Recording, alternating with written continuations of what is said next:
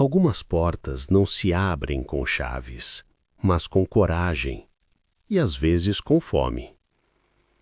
Naquela manhã cinzenta, o vento trazia o cheiro de chuva e a pressa da cidade. Entre carros e esquinas esquecidas, uma mulher caminhava sozinha. Nos ombros, uma vassoura.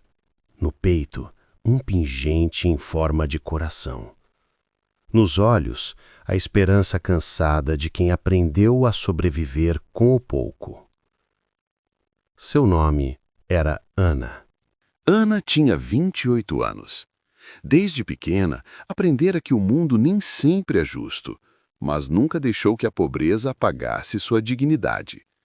Dividia um quarto de pensão com Sofia, uma menina de 9 anos que chamava de filha do coração. Sofia nada tinha, além de Ana. E para Ana, isso era tudo. Naquela manhã, sem ter o que comer, Ana saiu disposta a trabalhar. Não queria esmola, queria merecer o pão. Caminhou até o bairro dos ricos e parou diante de um portão enorme, com muros altos e câmeras frias. Respirou fundo, apertou o interfone. Posso varrer sua calçada por um prato de comida? Do outro lado, a voz de Dona Íris, a porteira. Espere um pouco, minha filha, vou ver com o patrão. Enquanto esperava, Ana se olhou no reflexo do portão. Cabelos presos, olhar firme, vassoura nas mãos. Não sabia que dentro daquela casa um homem observava pela janela. Seu nome era Augusto Bracher, bilionário, temido, mas por dentro, um homem perseguido por lembranças que o dinheiro não apagava. Quando Augusto abriu a porta e viu Ana, ficou pálido. O tempo parou. O vento cessou. E o passado, por um instante, voltou a respirar. Dona Íris levou Ana para dentro. Serviu-lhe um prato de sopa quente e um casaco de lã gasto pelo tempo. Enquanto Ana comia devagar, Íris observava algo que a deixava inquieta. O pingente. Pequeno, em forma de coração, balançando suavemente no pescoço da moça. A cada movimento, a luz refletia sobre o metal. Um brilho antigo, familiar. Depois de alguns minutos em silêncio, Ana quebrou o ar pesado da cozinha. Falou sem perceber o efeito de suas palavras. Minha mãe se chamava Aline também. Desapareceu num incêndio quando eu era bebê. O garfo de Íris caiu no prato, passado em silêncio. Por um instante, tudo parou. O fogo da chama do fogão pareceu vacilar. O vento lá fora soprou mais forte, como se o passado tivesse acabado de ouvir o próprio nome. Íris olhou para Ana, sem coragem de dizer nada. Mas em seu peito, um segredo antigo começava a se mexer como cinzas reavivadas. Naquela mesma noite, Augusto Bracher também não dormiu. O relógio marcava quase 3 da manhã, quando ele acendeu o abajur e abriu a gaveta debaixo de sua mesa de mogno. Lá dentro, fotos antigas. Aline sorrindo em preto e branco. Nos braços, um bebê de olhos vivos. Olhos que agora pareciam idênticos aos de Ana. Augusto segurou a foto, as mãos trêmulas. No canto da imagem, o mesmo pingente, refletindo o sol de uma tarde distante. Ele fechou os olhos, murmurando. Aline, por que você foi embora?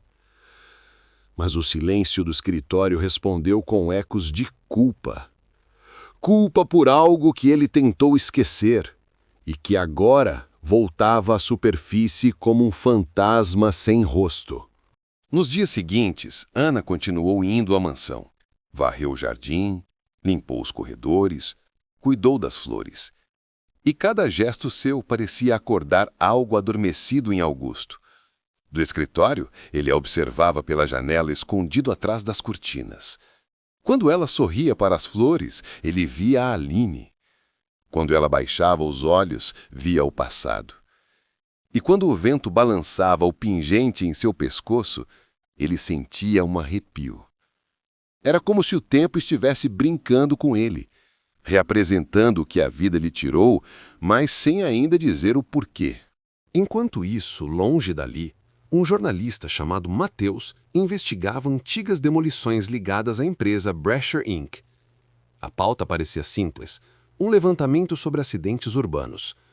Mas conforme mergulhava nos arquivos, o nome Brasher começava a aparecer demais. E entre recortes amarelados e relatórios esquecidos, Mateus encontrou algo que o fez parar de respirar por um segundo. Um documento sobre o incêndio do cortiço número 12, acontecido há 28 anos. Na última página, em letras tremidas e manchadas pelo tempo, um nome assinado. A. Brasher. A mesma letra que constava nos contratos milionários da construtora, a mesma assinatura que carimbava prédios de luxo erguidos sobre o chão pobre da cidade. Ana, com a ajuda de Mateus, decidiu procurar Arnaldo, o antigo capataz das obras da empresa. Encontraram-no numa casinha nos fundos de um terreno abandonado. Um homem cansado, com os olhos gastos pelo arrependimento. Ele guardava cadernos velhos, amarrados por barbante. Folheou lentamente e, por fim, parou em uma página amarelada. Leu com voz embargada. Ordem para demolir cortiço 12 antes da inspeção. Motivo: evitar custo adicional. Assinado A. Brasher. Ana sentiu o coração disparar. O ar pareceu sumir do pequeno quarto. A. Brasher, o mesmo nome da fachada imponente da mansão onde trabalhava? O mesmo homem que lhe oferecera um prato de comida? Ela saiu dali sem dizer uma palavra. O vento frio da rua parecia lhe cortar o rosto, e as luzes da cidade piscavam como se zombassem de sua descoberta. Naquela noite, Ana não conseguiu dormir. O som das chamas imaginárias tomava sua mente. O cheiro de fumaça antiga parecia pairar no ar. Mas o destino, que nunca se contentara em contar uma história pela metade, ainda guardava outra peça. Na manhã seguinte, Padre Tomé, um velho conhecido de infância, apareceu à pensão. Trazia uma caixa de madeira nas mãos. Encontrei isso quando ajudava nas obras do novo orfanato, disse ele. Alguns papéis resistiram ao fogo. Achei que devia ser seu. Dentro da caixa estavam bilhetes chamuscados, fragmentos de cartas e, entre eles, uma folha quase intacta. A caligrafia era delicada, feminina, e, ao final, uma assinatura. Aline. Ana leu em voz alta, as palavras tremendo em seus lábios. Se ele ler um dia, perdoa o meu silêncio, Augusto. Eu protegi nossa filha. Ela carrega em si o que restou de nós dois. O som de um trovão distante ecoou. Ana deixou o bilhete cair no chão e levou as mãos ao rosto. As lágrimas escorriam, misturadas ao medo, à confusão e à esperança. Ela compreendia agora que sua mãe havia tentado salvá-la e que aquele homem, o mesmo que agora lhe oferecia abrigo, poderia ser, de fato, seu pai. Mas o que Ana ainda não sabia é que a verdade tem camadas, e algumas delas ainda estavam por queimar. O destino tem um jeito estranho de juntar as peças que nós tentamos esconder. Às vezes, ele espera há décadas. Outras vezes, um simples convite é o bastante para que tudo venha à tona. Naquela semana, a cidade inteira comentava sobre um evento beneficente organizado pelo bilionário Augusto Brasher. Chamava-se A Noite da Reconstrução. Cartazes brilhavam pelas ruas, Prometia-se ajuda às famílias de antigos cortiços destruídos por incêndios. Mas o que ninguém sabia é que, por trás dos holofotes, Augusto planejava algo mais. Uma tentativa de redenção. Um pedido de perdão travestido de caridade. Ana recebeu o convite das mãos de Dona Íris, enrolado num laço dourado. Ele pediu que fosse, disse a mulher, com um olhar que misturava carinho e medo. Disse que precisava te ver. Ana hesitou. Mas algo dentro dela, talvez o sangue, talvez o instinto, a empurrou a aceitar. Na noite do evento, vestiu um simples vestido azul escuro emprestado de uma vizinha. O pingente, limpinho, repousava sobre o coração. Sofia, a menina que criava, segurou suas mãos e perguntou: "Tia Ana, você vai voltar?" Ela sorriu com doçura. "Vou, meu amor, mas hoje eu preciso enfrentar o vento." O salão do hotel reluzia em cristais e risadas forçadas. Augusto, de terno impecável, caminhava entre políticos e empresários. Mas o rosto dele denunciava o que ninguém via: medo. Medo de que o passado finalmente falasse. Quando Ana entrou, o murmúrio se espalhou. Uma mulher simples, sozinha, atravessando aquele mar de luxo. Os olhos de Augusto a encontraram. E, pela terceira vez, ele empalideceu. O microfone chiou. Ele subiu ao palco, pigarreou e tentou manter a voz firme. Reconstruir é dever de quem já destruiu. Mas a voz falhou. As palavras se arrastaram e a culpa que o perseguia há anos finalmente encontrou som. Ana deu um passo à frente. Todos se calaram. Os saltos ecoaram pelo salão, cada passo um golpe no silêncio. Em suas mãos segurava uma fotografia amarelada, a imagem de uma mulher sorrindo com um bebê nos braços. O mesmo pingente, o mesmo olhar. "O senhor fala em reconstruir", disse Ana, a voz trêmula mas firme. "Mas o que faz quando é o próprio responsável pela destruição? Essa mulher da foto morreu no incêndio provocado pela sua empresa, Sr. Brasher. E esse bebê era eu." O salão gelou. Alguns convidados se entreolharam, outros baixaram a cabeça. Do fundo da plateia, uma voz rouca se ergueu. Arnaldo, o antigo capataz. "Eu vi os papéis. A ordem de demolição partiu do senhor antes da inspeção." Augusto cambaleou. Tentou falar, mas a voz sumiu. Olhou para Ana e balbuciou: "Eu procurei por vocês. Eu não sabia que a Aline escola grávida. Eu juro que não sabia." Ana, com os olhos marejados, tirou o pingente do pescoço. O salão inteiro prendeu o ar. Minha mãe me disse que este coração era metade dela e metade do homem que a amou. Augusto deu um passo à frente. O rosto dele se desfez em lágrimas. "Eu dei esse pingente a ela há 30 anos. Ana, meu Deus, minha filha!" Ela fechou os olhos e lágrimas caíram silenciosas. Ninguém se moveu. O som da chuva batendo nos vidros foi o único aplauso. Augusto caiu de joelhos diante dela. Se existe perdão neste mundo, que comece aqui, aos pés da verdade. Ana respirou fundo. O salão inteiro observava. E então, com a calma de quem compreendeu a dor, ela respondeu: "Eu não sei se posso te chamar de pai, mas sei que o perdão é o primeiro tijolo da reconstrução."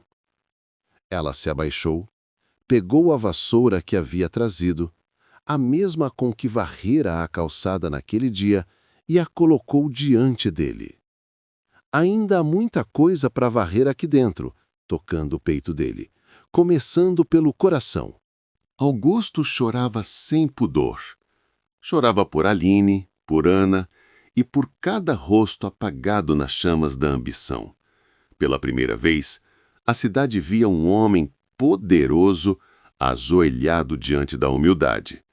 As câmeras registraram, mas ninguém ousou interromper. Era um momento em que o dinheiro não valia nada e a verdade custava tudo. Quando o evento terminou, o salão ficou vazio. Restaram apenas eles dois, o som da chuva e o perdão suspenso no ar, como um eco de algo maior que qualquer fortuna. E foi assim que, naquela noite, o homem que um dia construiu impérios aprendeu o valor de reconstruir uma alma. Mas o tempo ainda tinha algo a dizer, porque às vezes o perdão é só o começo de uma nova história. O sol nasceu tímido, filtrado pelas nuvens ainda pesadas da madrugada. A cidade despertava, mas dentro do coração de duas pessoas, algo novo também nascia. Depois daquela noite, Augusto Brager desapareceu por algumas semanas. Alguns diziam que viajou, outros que vendeu parte da empresa e doou o dinheiro. Mas ninguém sabia ao certo onde ele estava. Até que um dia ele voltou. Não no mesmo carro luxuoso, nem com seguranças. Voltou a pé, de camisa simples, carregando uma pasta de couro e um olhar diferente. Leve, porém cansado.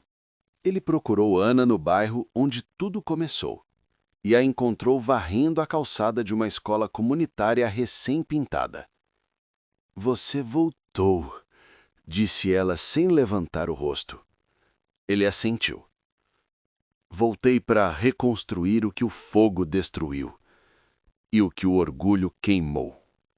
Desde então, nasceu o fundo Aline e Ana, dedicado à reconstrução de moradias seguras e à educação de crianças de baixa renda.